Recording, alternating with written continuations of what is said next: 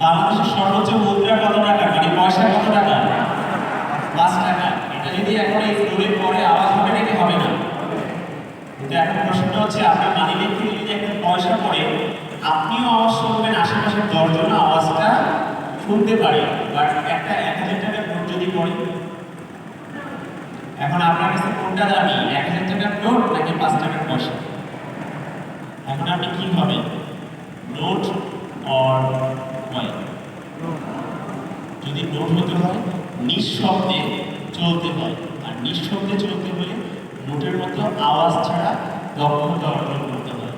আপনি কি বিষয়ে দক্ষতা অর্জন করবেন ডিসিশন নিয়ে প্লিজ সেটা ঘরোয়াভাবে সিদ্ধান্ত নেন, মনস্তাত্ত্বিকভাবে পরিকল্পনা করে বাস্তবে প্রয়োগ করেন। সফলতা আসতে বাধ্য।